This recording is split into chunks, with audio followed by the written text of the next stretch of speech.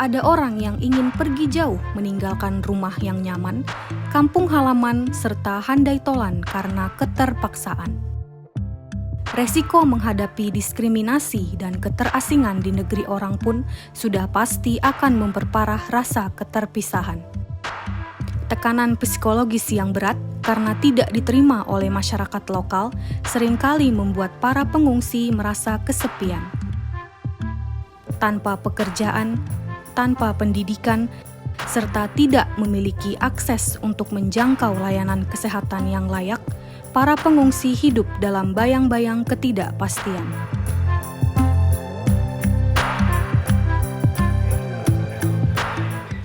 Atas nama kemanusiaan, Jesuit Refugee Service Indonesia hadir sebagai lembaga yang peduli terhadap penderitaan yang dialami oleh para pengungsi. Melalui berbagai cara, Jesuit Refugee Service Indonesia memberikan jaminan agar mereka dapat hidup dengan layak dan tak pernah lagi pupus harapan. Ada banyak pengungsi yang sudah lama di Indonesia maupun mereka yang baru datang.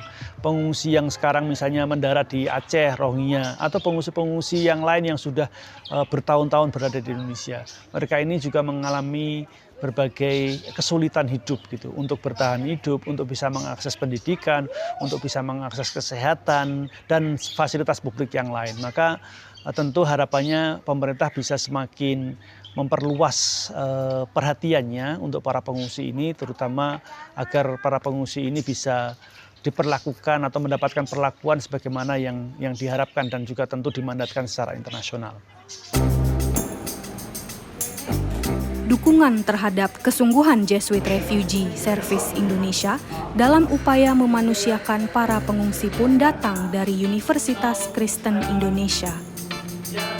Tidak hanya untuk menyangga kekuatan Jesuit Refugee Service Indonesia, Universitas Kristen Indonesia turut serta mengulurkan tangan agar dapat menarik para pengungsi keluar dari jurang penderitaan. Di tahun 2025, kerjasama yang terjalin antara Jesuit Refugee Service Indonesia dengan Universitas Kristen Indonesia terwujud dalam bentuk penyelenggaraan berbagai kegiatan yang dapat secara langsung menyentuh pokok-pokok penyebab kesulitan yang dihadapi oleh para pengungsi seperti keterbatasan akses pendidikan, layanan kesehatan, serta masalah ekonomi karena mereka tidak memiliki izin untuk bekerja secara legal akibat tidak adanya status hukum yang jelas bagi pengungsi di Indonesia.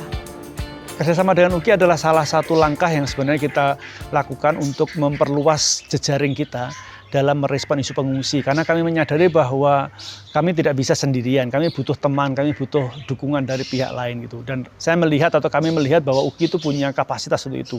Ada banyak fakultas, ada banyak jurusan yang sangat mungkin bisa dilibatkan dalam memberikan bantuan kepada para pengungsi.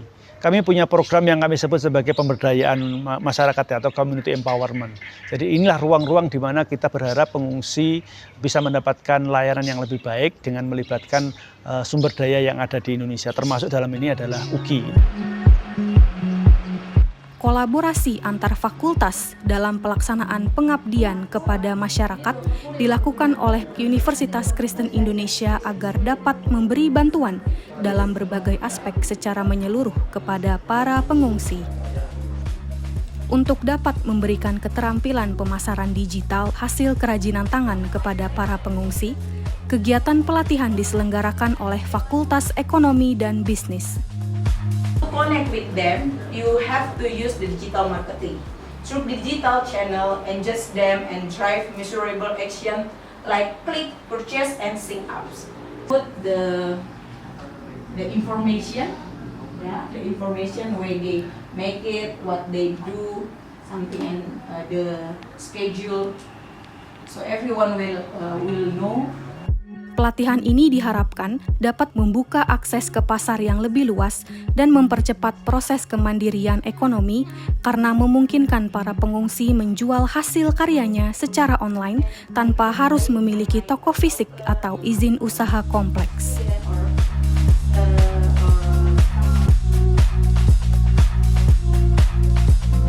Bagi anak-anak pengungsi, pelatihan kerajinan tangan diberikan sebagai upaya penguatan motorik halus untuk dapat melatih konsentrasi dan mengekspresikan emosi melalui karya.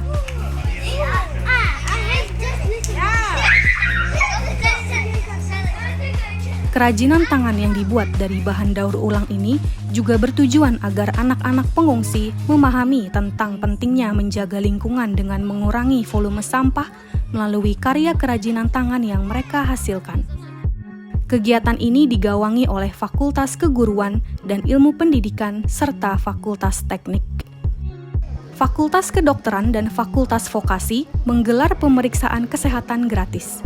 Bukan hanya bagi pengungsi, tetapi juga bagi masyarakat lokal di wilayah Cisarua, Kabupaten Bogor. Saya Dr. Desi dari Fakultas Kedokteran UKI yang mengucapkan terima kasih untuk kesempatan yang diberikan kerjasama dengan JRC dan UKI untuk melakukan pengobatan dan pengabdian kepada masyarakat. Adanya kegiatan ini diharapkan dapat membuka jalan untuk mendeteksi penyakit sejak dini dan mencegah kondisi semakin memburuk. Pemeriksaan kesehatan gratis bagi pengungsi dan masyarakat lokal akan mampu menciptakan rasa kebersamaan dan keadilan serta mengurangi prasangka atau kecemburuan sosial. Fakultas Sastra dan Bahasa berperan dalam memberikan pelatihan bahasa Indonesia bagi penutur asing atau BIPA. Saya mau belajar, mau. Saya, repeat after me. Saya mau belajar bahasa Indonesia. Nah, siapa yang mau coba dari A sampai Z? Who want to try? Keterampilan BIPA bagi para pengungsi tentunya sangat dibutuhkan agar mereka dapat berinteraksi dengan masyarakat lokal, memahami norma, dan menghormati nilai-nilai budaya setempat untuk dapat melepaskan diri dari keterasingan. Pelatihan keterampilan seni dekorasi kuku atau nail art juga digelar dalam rangkaian kegiatan pengabdian kepada masyarakat yang dipublikasikan oleh Fakultas Ilmu Sosial dan Ilmu Politik. Acara bertajuk Refugees' Choice, A Celebration of Shared Humanity, Hope, and Dignity yang digelar pada tanggal 4 Juni 2025 merupakan puncak kegiatan pengabdian kepada masyarakat kolaborasi ini.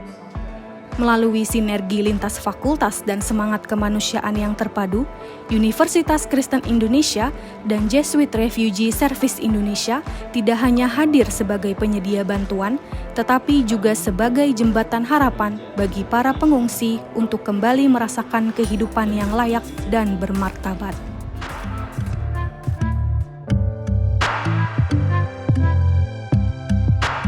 Upaya kecil yang dilakukan secara kolektif ini menunjukkan bahwa pengungsi bukan sekedar objek penderitaan, melainkan sesama manusia yang berhak mendapatkan dukungan, kesempatan, dan masa depan.